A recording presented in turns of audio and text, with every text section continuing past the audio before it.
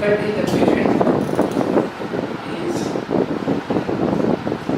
whether it is above or below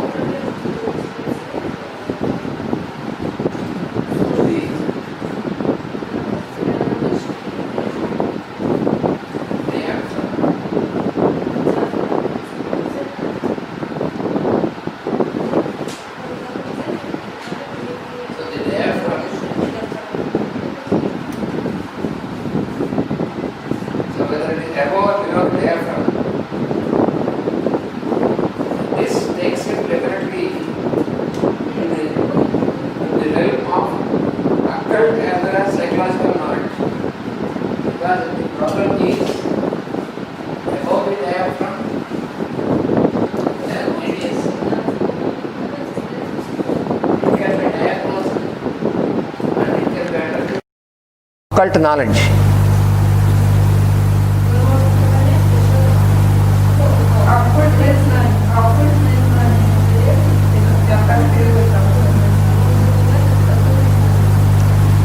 Because above the diaphragm you have the higher centers.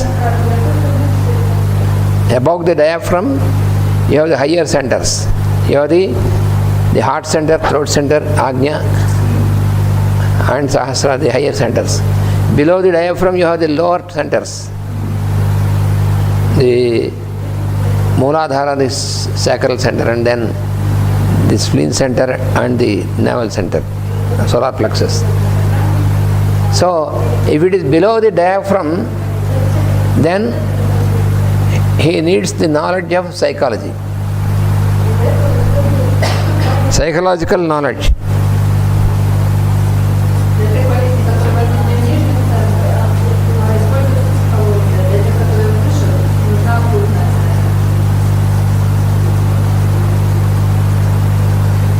So he has to apply. So if he can know the difficulty, the problem in the patient is due to the source that is above, then he should use occult knowledge above the diaphragm. If it is below the diaphragm, he has to use his psychological knowledge.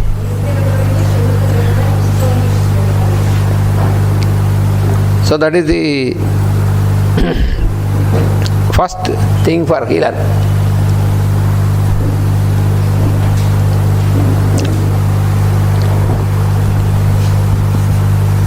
And then the second thing is the healer should have a clear grasp or command of the patient's inner emphasis. Patience,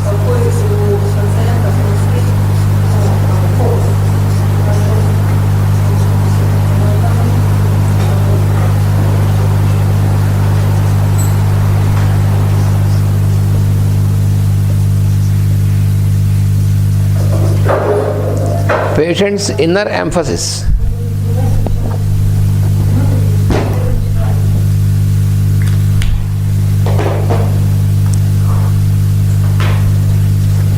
So, inner emphasis means the inner feelings.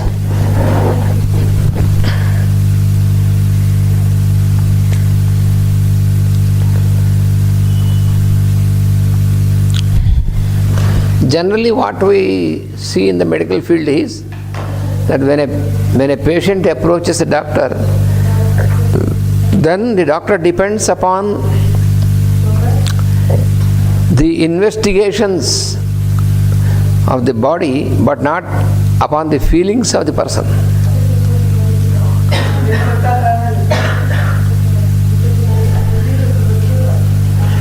Because none of the investigations,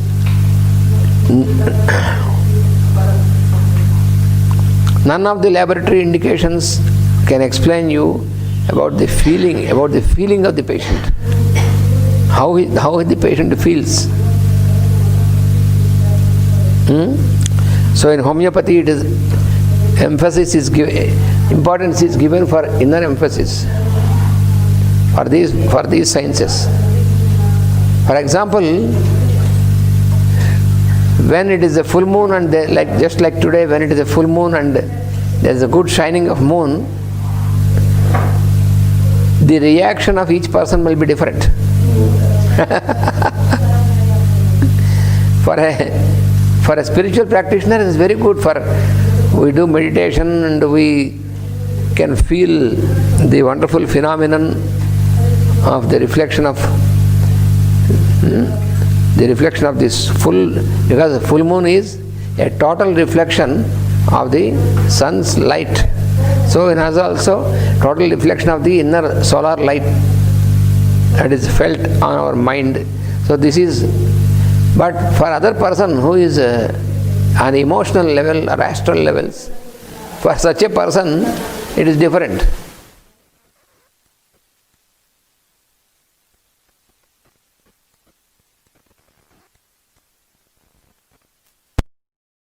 If such person happens to see the full moon, then he is emotionally disturbed and may get into depression or this. So these things cannot be detected by any of the instruments or any of the investigations, all these things. Inner feeling. Attention of the heart today, and I am a little bit dizzy. Yes, this is the effect of full moon. So there will be different type of reactions in different persons. So the inner emphasis, that is what he says healer should have. He must have a clear grasp of the patient's inner emphasis. And this aids him, this helps him in diagnosing the first one. When the healer has an understanding of the inner emphasis, this helps in making a diagnosis for the difficulty which is there in the patient.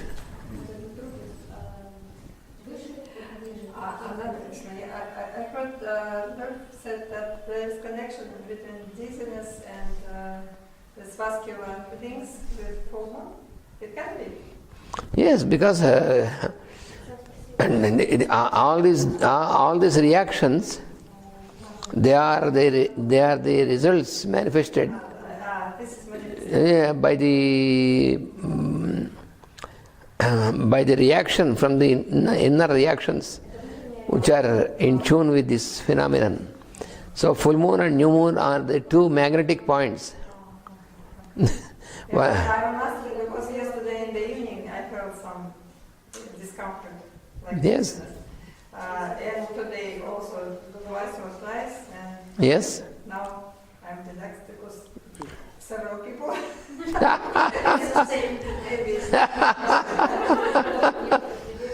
Not because of disease, but just yes, there will be.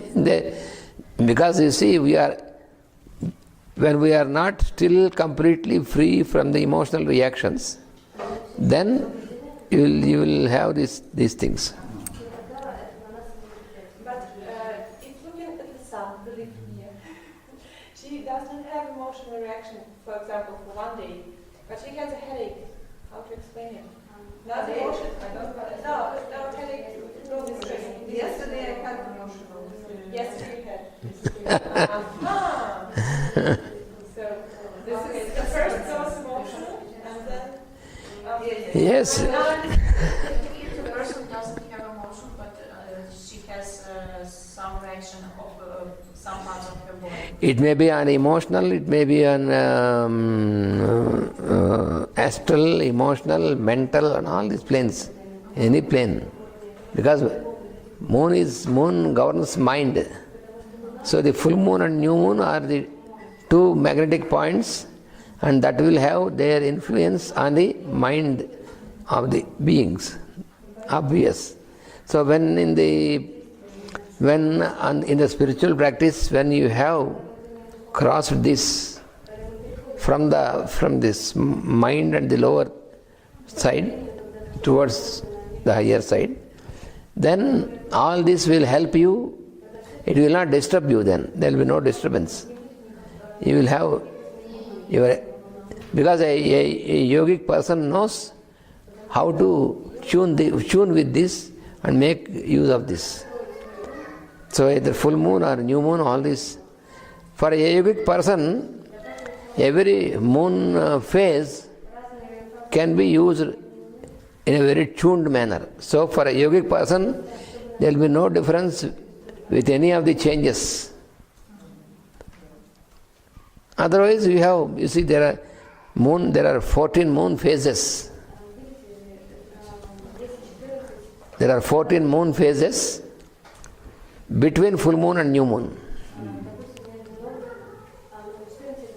After full moon, there will be increasing phases of moon. Gradually, every day there will be increasing phases after new moon until full moon. After full moon, again there are decreasing phases. This is what is called waxing and waning of the moon. And so, these phases of moon, in Sanskrit they are called kalas, kala. Kala means the phase. So, symbolically, it is said that the mother goddess, when they worship the mother goddess, she governs all the 16 kalas, 14 plus 2.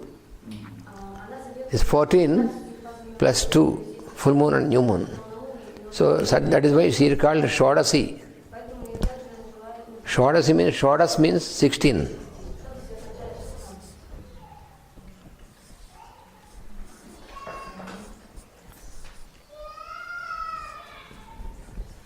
So when you worship the World Mother, worshipping World Mother means not just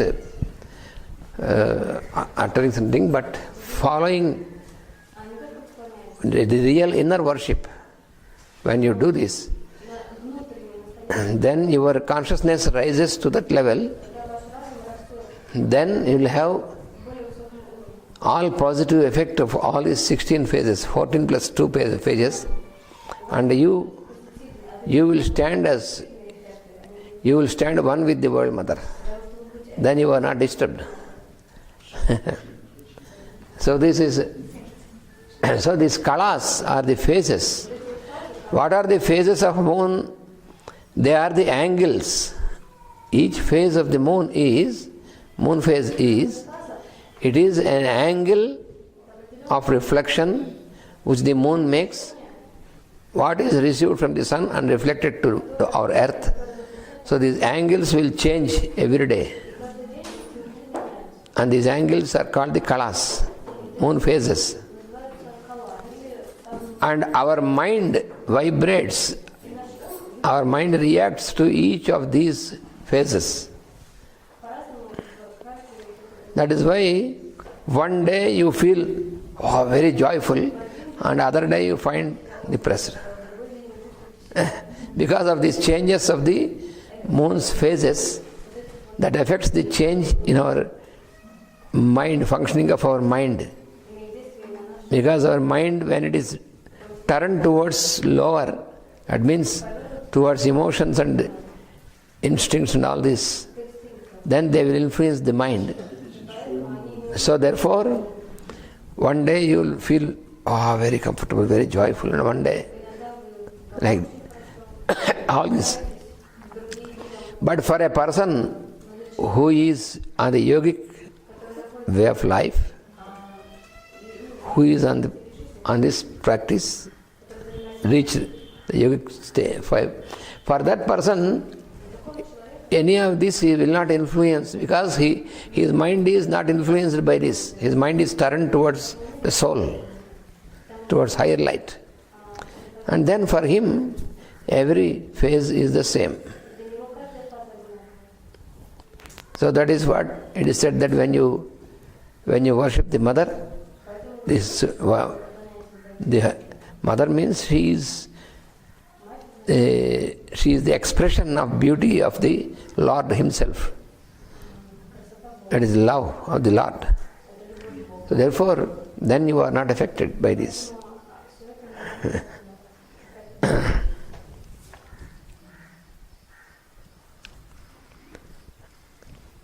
This has also a connection because moon governs the liquid state, the water element.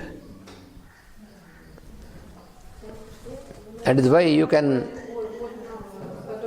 the water element, the liquid state. That is why you can find, you can find that for the oceans, there is ebb and tide, what is called ebb and tide, depending upon the moon's phases. On full moon, it is very superfluous, you find. And on new moon, it is in absorbing direction. So that very clearly you can see in the nature. When you observe the ocean, when you go and sit and observe the ocean on the full moon, then the waves will be coming forward and forward. And on new moon, it is opposite. So these are all magnetic phenomenon. And exactly the same thing happens in the body of woman also. Because all the reproductive activity, the reproductive apparatus in woman is governed by moon. Because the phenomenon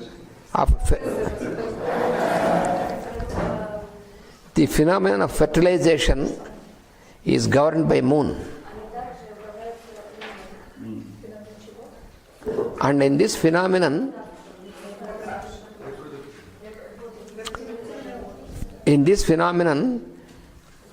what happens in the constitution of the woman is all activity of water element.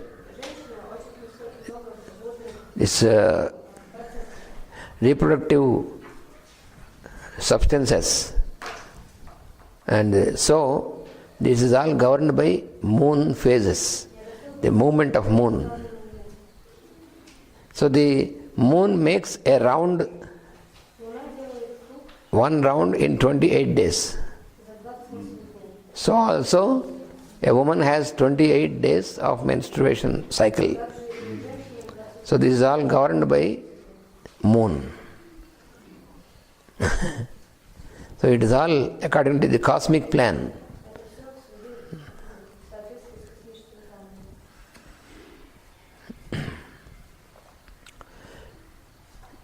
So here he says, this statement brings me to formulation of a third rule for healers. Previously 2 rules were explained. Here he makes another rule for healers. Let the healer train himself to know the inner stage of thought or of desire of the one who seeks his help. That means the patient. When any patient seeks a help from the healer, so the healer should be able to know the inner stage of thinking or of desire of the patient. And this can be possible when the healer himself could keep free from emotion and disturbance. If the healer himself is entangled in the mental or emotional disturbances, then how can he do this?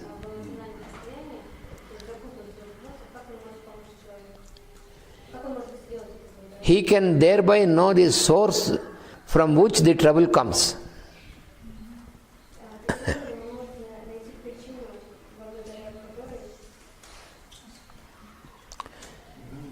Here we have to remember that let the healer train himself to know the inner stage of thought or of desire. There are two things, thought or desire.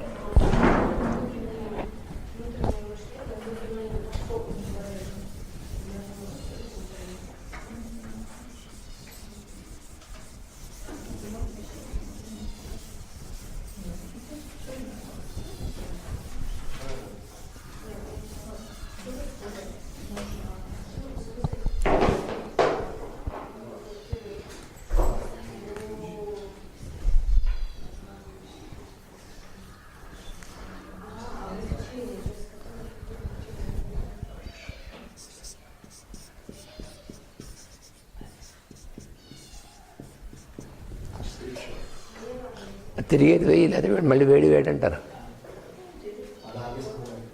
వాళ్ళు ఆపేస్తారా? ఆపేస్తా తర్వాత వేడి అంటారు. నువ్వు వచ్చి వెయ్యి.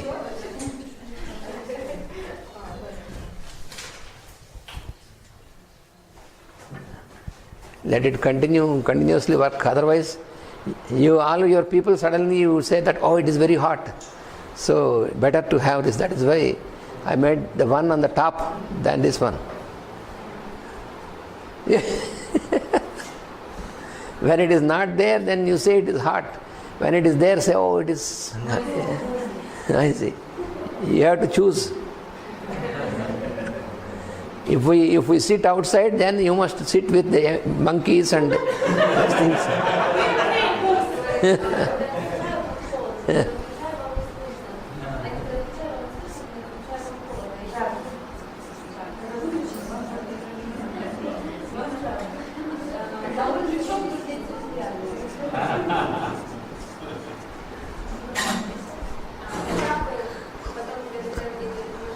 So the healer should train himself to know the stage of thought or the stage of desire.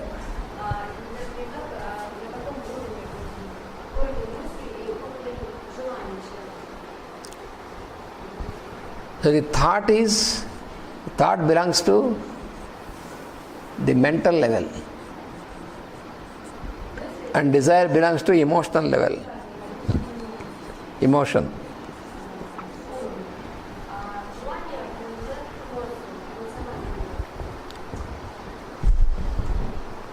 So the first thing is the healer has to get trained to know the inner stage either of the thought or of the desire in the patient. Unless he knows this, unless he could ascertain this, he cannot really help the patient. He can thereby know the source from which the trouble comes, because the trouble starts either from mental or from emotional state. The real trouble will be not on the physical level. On the physical level, it is only the result. This always we have to remember. So we have to work on the higher level of consciousness. Generally, the problems will be between mental and emotional and astral and these planes. Let him relate the cause and the effect. The cause lies on the inner stages. These belong to the inner stage. So cause lies in the inner levels, and the effect is manifested on the outer level, which means the form or body.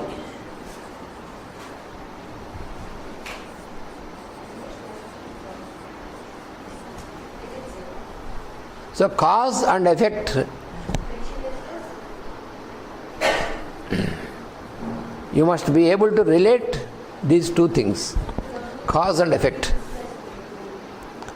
and know the point exact through which relief must come. That is what the healer should be able to do that. He should be able to connect the cause and effect. He must be able to locate the cause.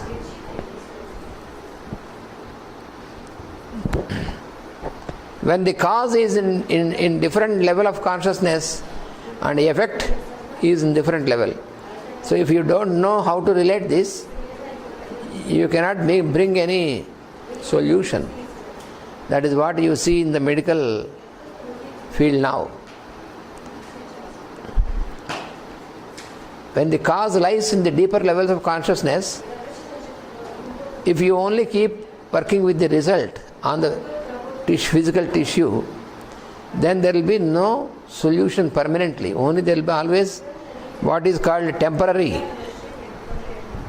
effect only you can make by such methods. Temporary. What we call temporary relief.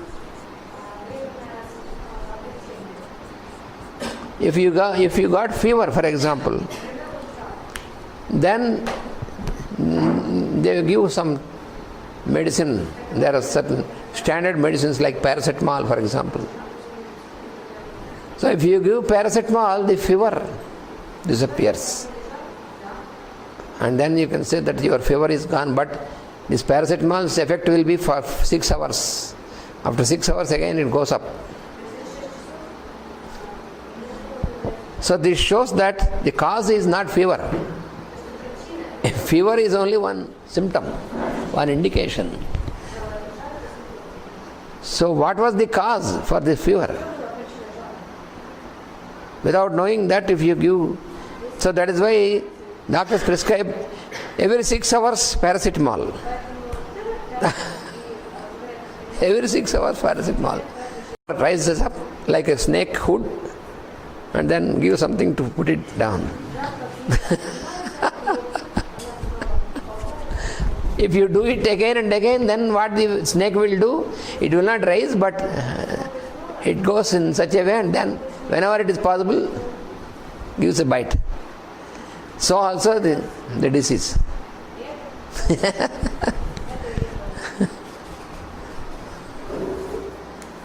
So cause and effect, if you know and if you go to the cause, then you will have a permanent solution. Otherwise it will be only temporary effect. If you want a temporary relief or a permanent relief, sometimes temporary relief is a must. In some times when it is too late for a permanent relief. In homeopathic explanation, when the symptoms disappear totally, then you are helpless. The symptoms will disappear totally only when the vital force is not able to make any reaction.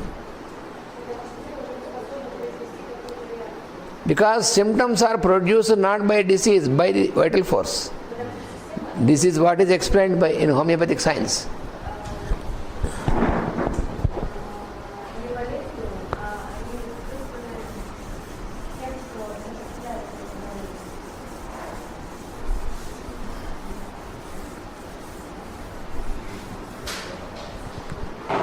If some person is suffering from high fever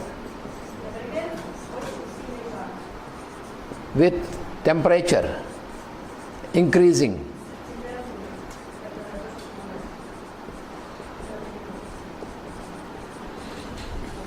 then along with this he has some sufferings, pains, chills, anxiety, all these various sufferings are there.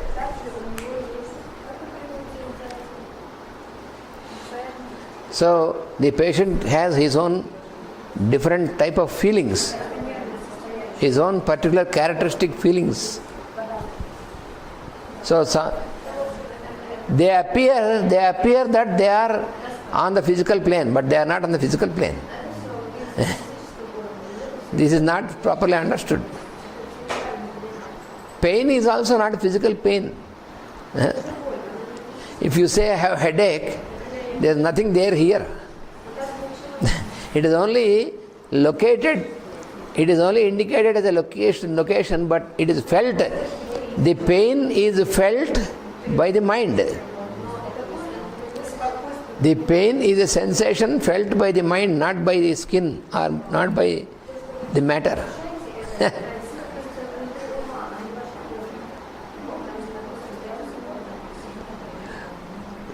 When you give a painkiller, what happens is the painkiller makes a disconnection between your mind and the source of the problem, a disconnection. So it is only temporary relief. So if you give a medicine to suppress the fever, can you say it is a cure?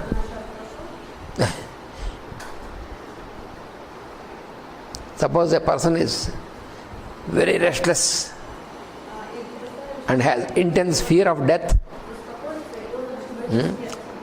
He has fever and he feels that he is going to die with the fever and very much frightened and very restless. He cannot sit for a long time, he cannot lie down for a long time. For some time he lies down on the bed, again sometime he moves to the chair, sometime he moves here and there, and a feeling of burning inside the body. So all this, and intense fear of death. When the doctor comes to examine, so he holds the doctor, please doctor, be here, don't leave me. Or if there is a friend, he holds the friend, please be with me. He's afraid. So here, if you give only some medicine to suppress the fever, how can you cure? All these things are in inside. Inner, not anywhere in the inside means not in the internal organs, it is not in the organs. It is in the emotional and mental levels. So the healer must know the source, where from it is, how it come. But the doctor, normal doctor, will give a medicine for this. He says your fever is because of infection. What do you mean by infection? What is infection? What do you mean by infection? Then the doctor says, oh yes, it is infection. But you explain what is infection. Oh, there is urine infection or blood infection or this and that. Okay, but what is the solution for this? Only to give paracetamol? For that there is no need of a doctor. You can go to the medical shop and purchase paracetamol and take it. Finish. Why should you go to the doctor?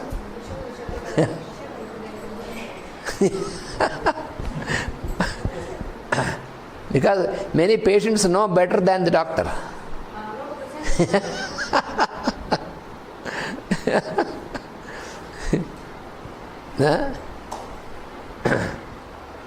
Suppose some person is suffering from chronic headache, like migraine.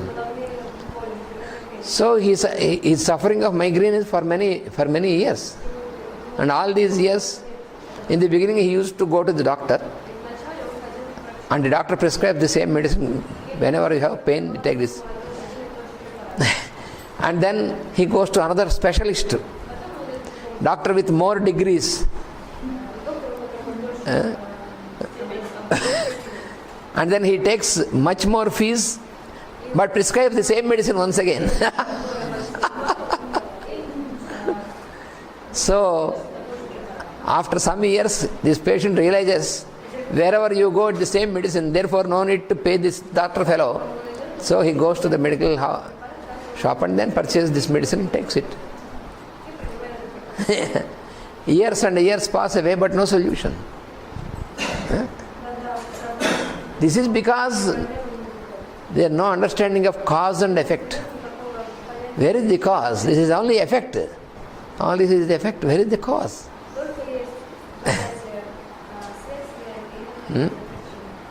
So, what do you do in homeopathy?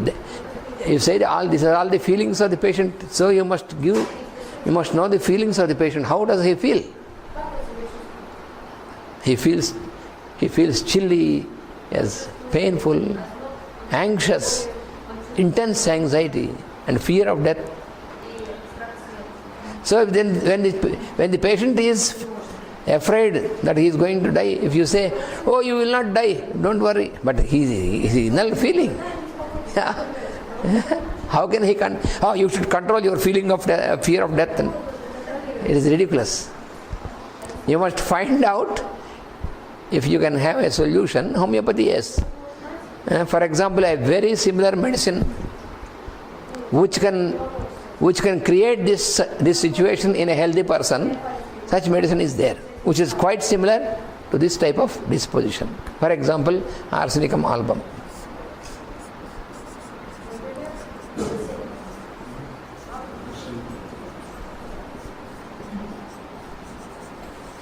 So the dose of homeopathy of arsenicum album is not a physical substance. It is just not a physical substance. It is only on the energy level. Because if you give arsenicum album in physical form, then the patient will immediately die. It is deadly poisonous. Arsenic poisoning. So you are not giving on the physical plane. You are giving like a spur of energy. That's all. Just to change the direction. Then there is no need of paracetamol and these things. In a few hours, first he will be free from fear of death and anxiety, and then after a few hours, then the temperature also by next day it will be normal. So you have to know the cause and effect. You have to go to that level. That is what he says here. Otherwise you are not a healer. The healer should be able to connect cause and effect.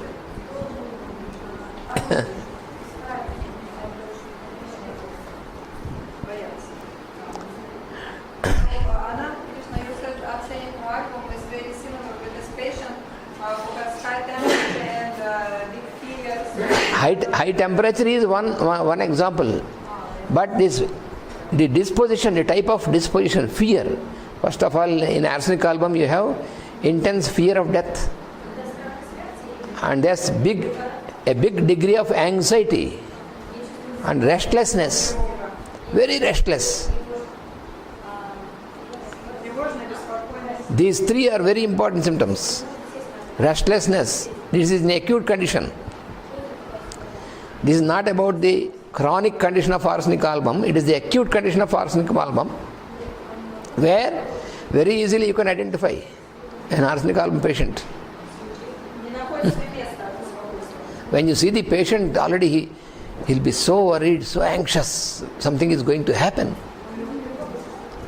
and feels burning. He says there is a sensation. It is the burning sensation. Not real something is burning, but it is a sensation of burning inside the body. So burning sensation, fear of death, anxiety, restlessness. And he says, I need water. And you give water, only just a little sip and keeps it away. And again after 5 minutes, again water. He doesn't really drink water, he makes a sip and keeps it away. So repeated thirst for very small quantity of water, very typical. And in such type of conditions in arsenicum album,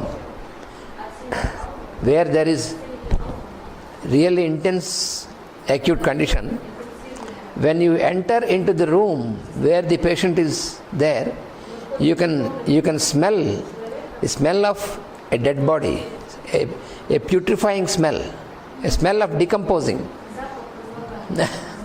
Because the tissues in the body of this person are quickly decomposing. Because of this, you can feel the smell.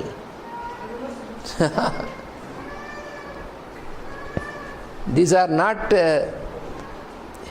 by investigations, laboratory investigations will not give you anything else.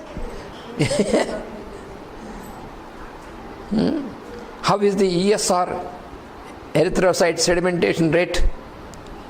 No use at all. Ask this.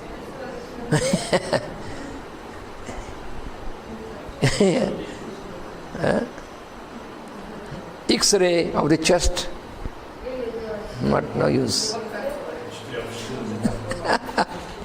All these things are not seen in those investigations. The only thing simply you have observed, and then you can have the cause and effect. What was this? And then it is on the mental and emotional planes. So then select this remedy which has similarity, and because it is on the not on the physical plane but on the higher planes, then you give one dose in 1000 CH. Just only one dose. Within few hours he will be quite normal. No anxiety, no fear of death, no restlessness. He feels very at ease, but the temperature may be there for few hours or one day. Don't worry about the temperature. Temperature is not a big thing. Don't worry about it. The patient will be better, and then by next day normal. And the moment he is normal, then he can work. There is no need for him to be weak and lying down. That is what you find.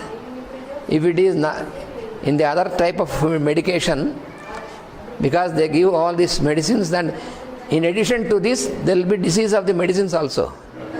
The vital force has to fight against those medicines also. Additional burden on the vital force. That is why even if the temperature comes down, it takes 4 or 5 days for the patient to come to normal condition. You are bombarding the body of the patient.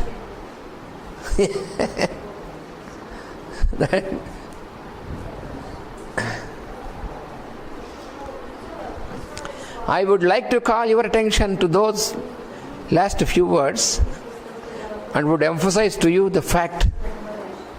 What is the fact? That disease primarily is an effort on the part of the natural physical body to seek relief. This also very clearly we have to understand this.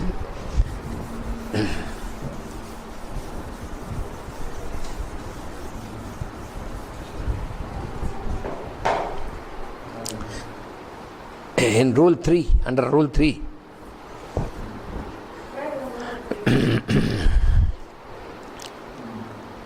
disease primarily is an effort on the part of the natural physical body to seek relief. To seek relief. The body seeks relief.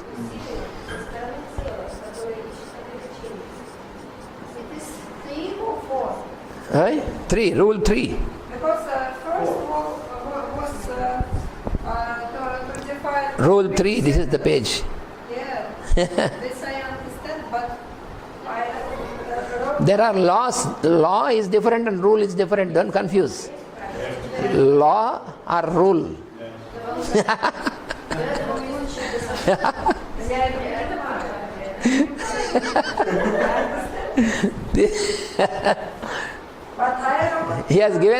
He gives law, and he gives the rules. Then the rules. From the beginning of this class, we are speaking. Wait. As the other day we were speaking about law, third law. Yeah. And the rules I will tell you. Because this This class, we started with the rules, not with the laws. No, wait. The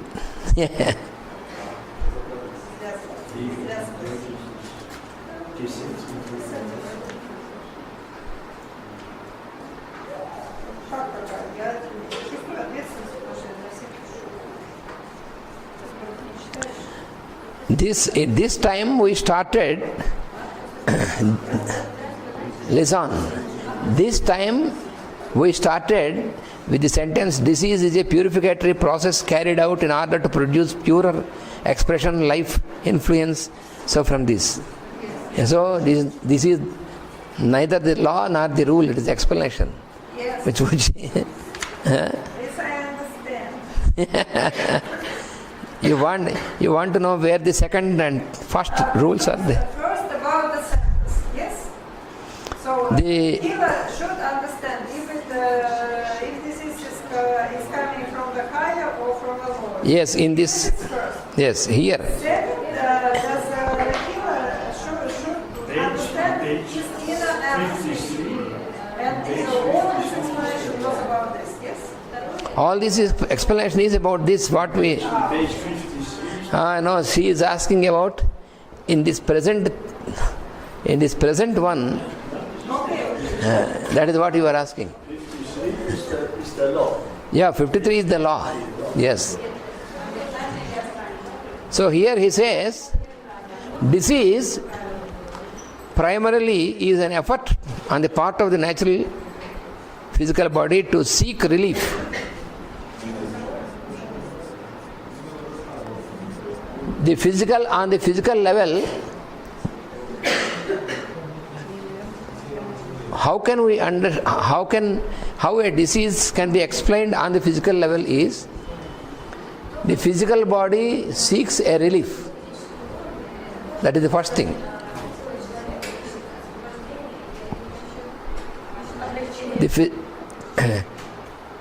On the part of the natural physical body to seek relief and achieve release from the pressures. One is seek for relief.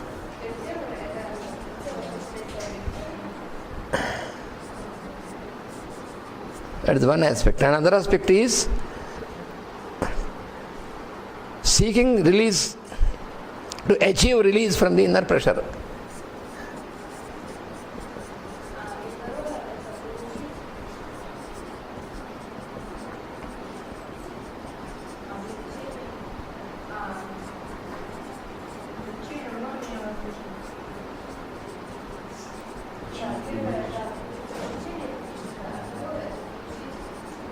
From the inner pressure. In the example which I have cited just now, the sensation of burning, the restlessness and the sensation of burning in the example is an example for the inner pressure. How to achieve a release, how he should be relieved from the inner pressure. So these two things. So when a person is in a diseased condition, either acute or chronic, so one is that he seeks a relief, the physical level, and other is to achieve release from the inner pressure. So if it is an acute condition, the inner pressure is momentary, for a short time but very intense. In chronic conditions, in chronic disease, it is not so momentary, it's not so intense, but it is continuous. In any way, the body, due to this effect, there is an effort to be relieved from the inner pressure. That is what we see.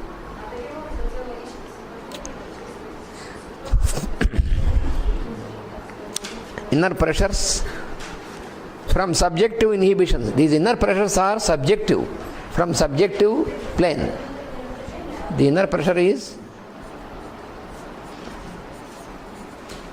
from subjective level. It is not at all objective. Fear of death is subjective. What can you see on the body? Nothing. The feeling, the fear. a fear of death.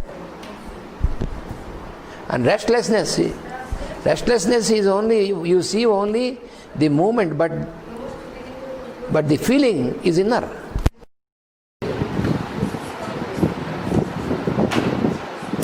So subjective inhibitions. Burning is manifestation of physical. Not physical, nothing. It is Not physical. Burning sensation. Burning sensation. Generally what we understand is, because the patient has high temperature, so his body is burning. No. All the patients having high temperature will not feel this. Suppose there is other person who is also having high temperature. Same like this, high temperature, but he has no feelings, no burning. When you ask the patient, how do you feel? He say, oh, I am okay.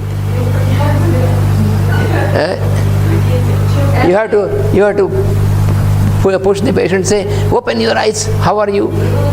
You have any pain? No pain. You want to eat something? No.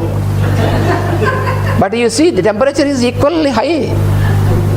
But in the other person, temperature high, same levels of temperature, but this fellow is making so much, and this fellow always very drowsy and sleepy and sluggish and slow. He says, do you have any discomfort? No. And he'll be always sleepy, drowsy, sleepy. So you cannot give arsenic album. That is different, you see. There is a lot, it's totally different from the inner side. Outside is same. He is also having 103 degrees temperature. This fellow is also 103 degrees. And the doctor says, oh, these two fellows are the same infection. That is nonsense.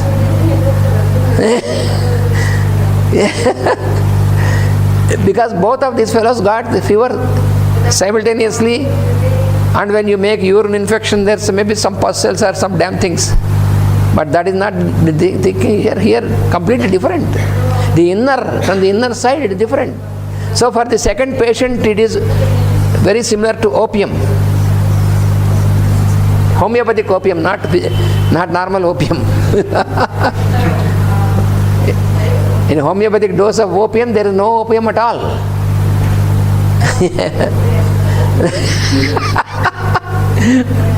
With Rudolph, when we came to Ukraine for the first time, we had this funny experience at the border. I have my homeopathic kit with me. They stopped us in Simferopol. That time Simferopol was in Ukraine, so we came to Simferopol, and they held both of us. I was having, what is this? They can't speak English, we can't speak Russian for the first time. And that fellow opened, opium! And then they came with guns. They said, you don't move. So we were like this. But we were smiling, we were not disturbed. We were smiling to each other. These fellows are smiling. They brought opium into Ukraine, and then these fellows are smiling. So we had to wait 2 hours. And our translator, teacher, she came, and then we explained her. And then she phoned to the Deputy Prime Minister of Ukraine, who was our chief organizer of this. And then that Deputy Prime Minister of Ukraine phoned to these fellows, you release them, they are our guests.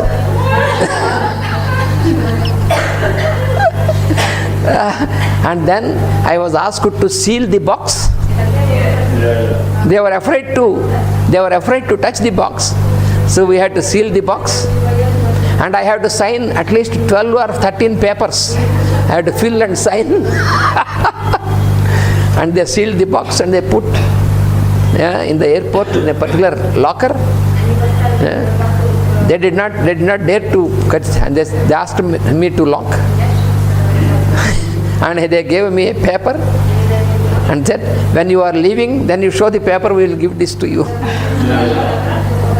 So they don't let you to take a preview. No. And then when we went there to Simferopol, to Alushta, where the program was, then after 1 week, this Deputy Prime Minister came and greeted us and said, is everything all right? You have any difficulties? We said, everything all right here, but at the entrance of your country we had this. What happened? So I have explained. He felt ashamed. And he called his officers, he gave this paper, said, you go and bring this box from these bloody fellows. It is a shame for us. So these people went to the airport, from there to Simferopol, with the recommendation of the Prime Minister.